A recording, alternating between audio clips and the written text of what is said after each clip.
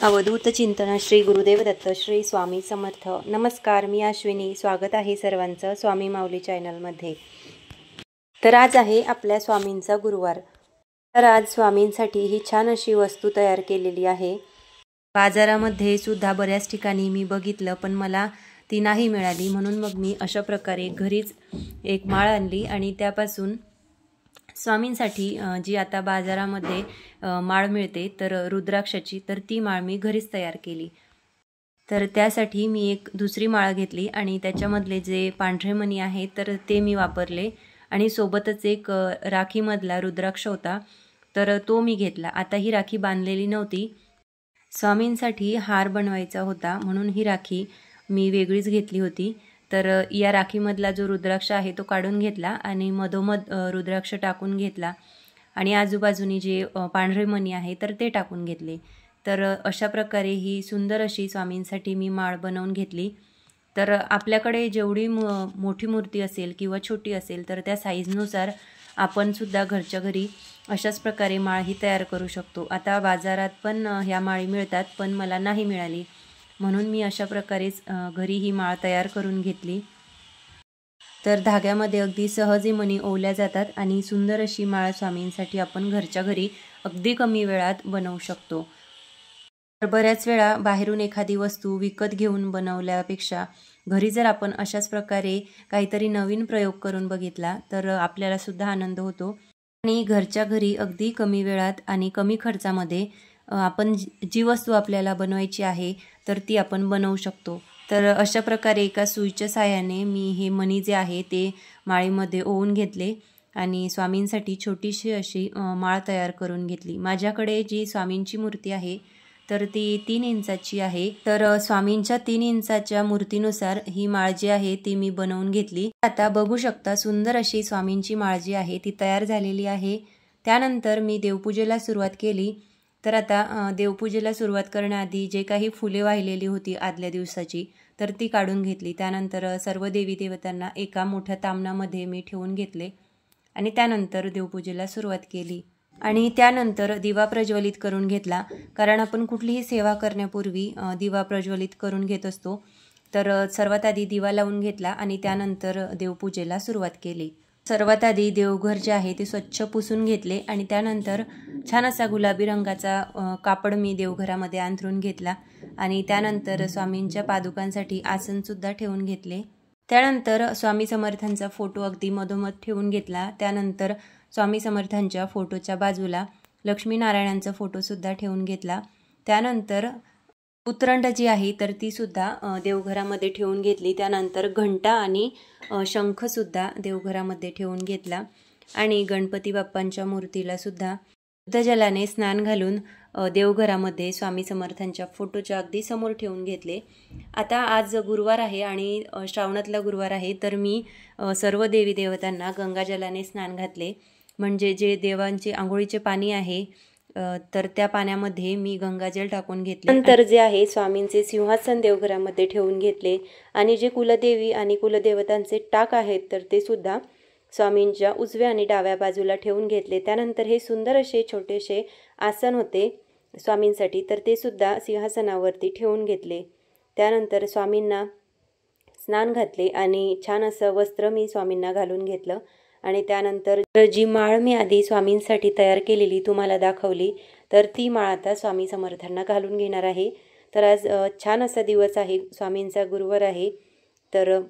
तर सुंदर अशी ही माळ मी स्वामींना घालून घेणार आहे। बघू शकता दिसायला सुद्धा अगदी छान आणि सुंदर अशी दिसते। आता माळ घालून घेतल्यानंतर स्वामींची जी मूर्ती आहे तर ती सिंहासनावरती विराजमान करून घेतली। त्यानंतर हा सुंदर असा फेटा आहे, मी घरीच बनवलेला होता, जे पेशवाई फेटे असतात तर तसा मी बनवण्याचा प्रयत्न केला। तर तो स्वामींसाठी बनवलेला होता, तो स्वामींना घालून घेतला आणि अशा प्रकारे सुंदर असा स्वामींचा शृंगार जो आहे तो झालेला आहे। आणि त्यानंतर सर्व देवी देवतांना मी आता स्नान घालून घेणार आहे आणि देवघरामध्ये स्थापन करून घेणार आहे। तर बाळकृष्णांच्या मूर्तीवरती सुद्धा पंचामृताने स्नान करून झाले आणि त्यानंतर गजानन महाराजांची मूर्ती आणि कुबेर यंत्र, रुद्रयंत्र हे सर्व मी देवघरामध्ये स्थापन करून घेतले। तर तुळजाभवानी मातेच्या मूर्तीला सुद्धा स्नान घालून घेतले। स्वच्छ वस्त्राने मूर्ती जी आहे ती पुसून घेतली आणि त्यानंतर हे छोटीशी प्रभावळ आहे तर त्याच्यावरती मी लाल वस्त्र ठेवत असते आणि त्यावरती तुळजाभवानी मातेची मूर्ती स्थापन करत असते। तर तुळजाभवानी मातेच्या मूर्तीला हळद लावून घेतली आणि हळदीवरती छोटा आणि मधोमध 2 कुंकवाचे टिपके सुद्धा लावून घेतले। तर छान आणि सुंदर अशी मूर्ती दिसते तुळजाभवानी मातेची। त्यानंतर एक छोटा मोत्याचा हार आहे तर तो सुद्धा मातेला घालून घेतला आणि त्या मोत्यांची छोटीशी माळ सुद्धा आहे माझ्याकडे तर ती सुद्धा मी तुळजाभवानी मातेच्या मूर्तीला रोज घालत असते। तर माळ घालून घेतली आणि त्यानंतर मूर्ती जी आहे ती देवघरामध्ये घेतली आणि त्यानंतर गाय वासराची जी मूर्ती आहे त्यांना सुद्धा स्नान घालून घेतले आणि मूर्तीला जे डोळे मी ॲक्रिलिक कलरने बनवलेले होते तर ते निघून गेले, म्हणून मग मूर्ती स्वच्छ पुसून घेतली आणि परत एकदा छान असे नवीन डोळे मूर्तीला बनवून घेतले। तर बघू शकता मूर्ती दिसायला अगदी छान दिसते आणि त्यानंतर अन्नपूर्णा मातेच्या मूर्तीला सुद्धा स्नान घालून घेतले। मूर्ती देवघरामध्ये स्थापन करून घेतली।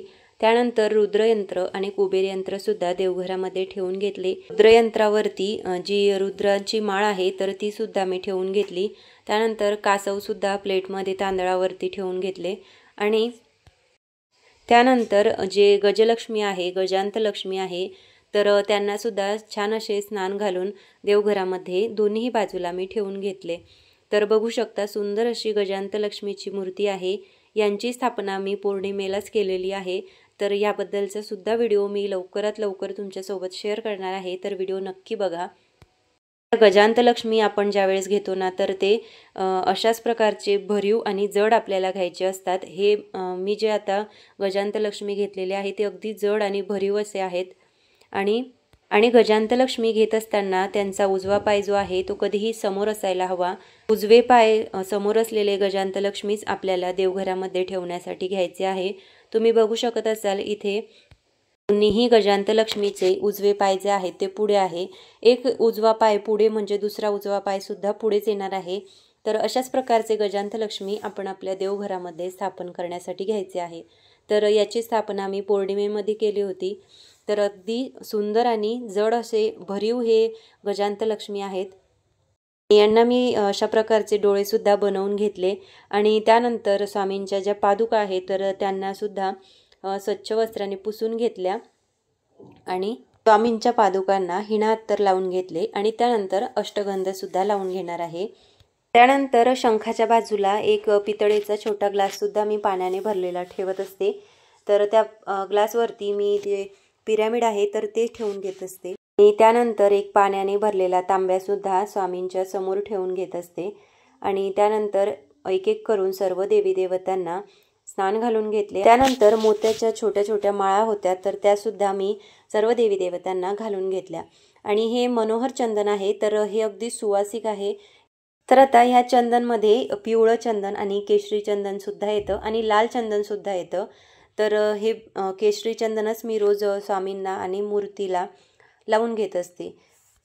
तर आता सर्व देवतांना चंदन जे आहे ते लावून घेणार आहे आणि त्यानंतर ज्या स्त्री देवता आहे तर स्त्री देवतांना हळदी कुंकू हे लावून घेणार आहे आणि त्यानंतर सुंदर अशी रांगोळी मी देवघरासमोर काढून घेतली।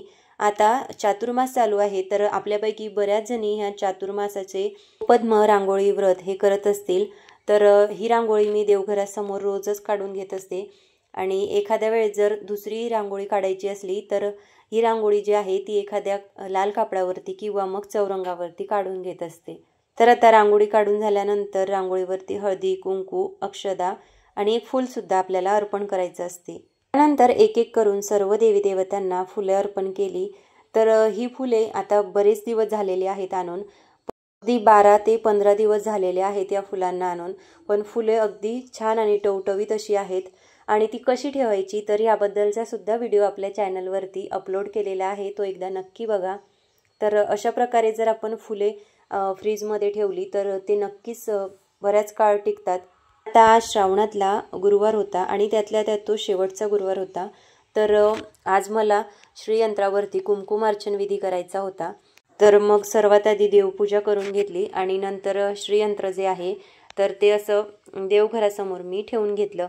आता आपल्याला श्रीयंत्रावरती कुंकुमार्चन विधी करण्यासाठी कुठलाही दिवस बघण्याची आवश्यकता नाही। आपण रोज जरी केले तरी चालेल, किंवा मग रोज आपल्याला करणं शक्य होत नसेल तर आपण मंगळवार, शुक्रवार, गुरुवार आणि पौर्णिमेला तर आवर्जून करायला हवं. त्यासाठी आपल्याला पिवळं किंवा लाल आसन घ्यायचं आहे. तर इथे बघू शकत असाल अशा प्रकारची सुंदर अशी आसनं मी ही मागवलेली आहेत. तर दिसायला अगदी कलरफुल आणि छान अशी आसनं हे दिसतात. तर ही 4 कलरमध्ये मी आसनं घेतलेली आहेत. देवाची पूजा करत असाल तर त्यासाठी पिवळं आसन वापरू शकतो. लक्ष्मी मातेसाठी सुद्धा पिवळा किंवा लाल आसन सुद्धा वापरू शकतो. आणि सोबतच याच्यामध्ये गुलाबी आणि केशरी कलरचं सुद्धा आसन आलेलं आहे. तर ते सुद्धा आपण बऱ्याच पूजामध्ये आपल्याला हवं तसं आपण ते वापरू शकतो. तर सुंदर अशी आसनं आहेत. तर ह्याच्यामधलं जे पिवळं आसन आहे ते मी एका चौरंगावरती ठेवून घेतलं आणि नंतर त्यावरती श्रीयंत्र ठेवून घेतले आणि कुंकुमार्चन विधी करायला सुरुवात केली. आता कुंकुमार्चन विधी करताना मी इथे श्री सुक्तमचे पठण केले. श्री सुक्तम. हरि ओम हिरण्यवर्णा हरिणीं सुवर्णरजस्रजां चंद्रा हिरण्यलक्ष्मी जातवेदोम आवह ताम आवह जातवेदो लक्ष्मी मनपगामिनी यस्य हिरण्यविन्दे कामश्व पुरुषा नमः अश्वपूर्वारथ मध्या हस्तिनाथ प्रबोधिनी श्रियदेवीमुपहवये शिर्मादेवी जुजशतां कासोऽस्मिता हिरण्यप्रकारमाला जलन्ती तृप्ततर्पयन्तीं पद्मे स्थिता पद्मवर्णा तामि होम हवये श्रियं चन्द्राप्रभासा यशसा ज्वलन्ती श्रिये लोके देवदुष्टा मुदारां तात पद्मनेमि शरणं प्रबद्धे अलक्ष्मीर्मेन शतत्ववृणे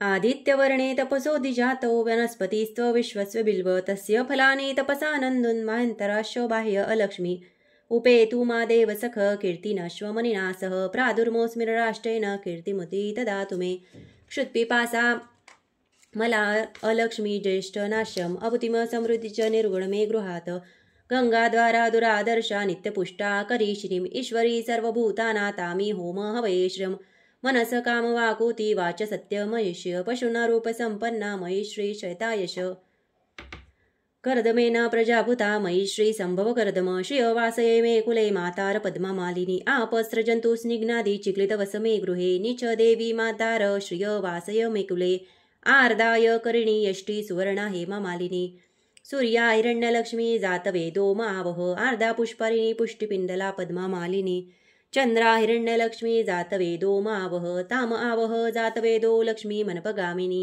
यस्य हिरण्यप्रभुतो गावो दाशो श्वान विन्दये पुरुषानम यचश्रुति पैतो भूत्वा जाहुदा जान्महवं सुक्तबचर्चच्च श्रीकाम सतते जपेत. आता फलश्रुती म्हणायची आहे. तर फलश्रुती म्हणायच्या वेळेस आपल्याला हात जोडून म्हणायची आहे. त्यावेळेस कुंकुमार्चन करण्याची आवश्यकता नाही. फलश्रुती. पद्मानने पद्माउरु पद्माक्षी पद्मसंभवे तस्मे भजसी पद्माक्षी येन सौख्यमलाभ्यहम् अश्वदाये गोदाये धनदाये महाधने धनमे लभता देवी सर्वकामस्य देहि मे पद्मानने पद्यविपपद्यपत्रे पद्मप्रिये पद्मदलायताक्षी विश्वप्रिये विष्णुमनोनुकुले तत्परा दमयी सन्निधत्व पुत्रपौत्र धन धान्य हस्तशादिगवे रथं प्रजना भवसि माता आयुष्यतम करोतु मे धन अग्निर धन वायुर धन सूर्यो धन वसु धन इन्द्रो बृहस्पतितिर वरुण धन अस्तु मे वैनतेय सोम पिबतु वृताः सोम धनस्या सोमिनाम वैनतेय सोम पिबतु वृताः सोम धनस्या सोमिनो मह्याम तदातु सोमिना न क्रोधोच्च न वात्सर्य न लोभो नाशुभामति भवन्ति कृतपुण्याना भक्ताना श्रीसूक्त जपेत सरसिजनिलये सरोजहस्ते धवलन्तर शुकगन्धमाल्या शोभे भगवती हरिवल्लभे मनोज्ञे त्रिभुवन भूतिकरी प्रसिद्ध मह्यम विष्णुपत्नी क्षमा देवी माधवी माधव प्रिया लक्ष्मी प्रिय सखी देवी नामाम्यच्युतवल्लभाम् महालक्ष्मी च विद्महे विष्णुपत्नी च धीमहि तन्नो लक्ष्मी प्रचोदयात् श्रीवर्चस्यमायुष्यरोगविधात शोभमान मह्यते धान्यधन पशु बहुपुत्रलाभ शत्संवर दीर्घमायु इति श्रीसूक्तम्. आता श्रीयंत्रावरती कुंकुमार्चन विधी करत असताना आपण श्रीसूक्तम सोबत वारणव मंत्र आणि कमलात्मक मंत्राचे सुद्धा पठण करू शकतो. आता यंत्रावरती कमळगट्ट्याची माळ अर्पण करणार आहे आणि कमळगट्ट्याची माळ अर्पण करताना आपल्याला वारणव मंत्राचे पठण करायचे आहे. ओम ऐं ह्रीं क्लीं चामुंडाये विच्चे ओम ऐं ह्रीं क्लीं चामुंडाये विच्चे ओम ऐं ह्रीं क्लीं चामुंडायै विच्चे. ओम ऐं ह्रीं क्लीं चामुंडायै विच्चे. तर आता सुंदर अशी देवपूजा झालेली आहे. कुंकुमार्चन विधीसुद्धा माझा करून झाला होता. आणि त्यानंतर अगरबत्ती धूप दीप मी सर्व देवी देवतांना ओवाळून घेतले आणि त्यानंतर आरती करून घेतली. आरती करून झाल्यानंतर सर्व घरामध्ये धूप आणि दीप दाखवून घेतला. आता धूप दीप आपल्याला सर्व घरामध्ये दाखवून घ्यायचा असतो, पण आपलं टॉयलेट बाथरूम सोडून इतर सर्व ठिकाणी आपण हा धूप आणि दीप दाखवून घ्यायचा आहे. तर सुंदर अशी आजची गुरुवारची पूजा झालेली आहे. तर तुम्हाला कसा वाटला हा व्हिडिओ हे कमेंट करून मला नक्की सांगा. तुम्ही गुरुवारी कोणकोणत्या सेवा करता हे सुद्धा मला नक्की सांगा. आणि तुम्ही जर चॅनलवरती नवीन असाल तर चॅनलला लाईक शेअर आणि सबस्क्राईब नक्की करा, जेणेकरून असेच नवनवीन व्हिडिओ तुम्हाला लवकर बघायला मिळतील. आणि व्हिडिओ बघत असताना व्हिडिओला हाईप नक्की करा. परत भेटूया अशाच एका नवीन व्हिडिओसोबत. तोपर्यंत श्री स्वामी समर्थ.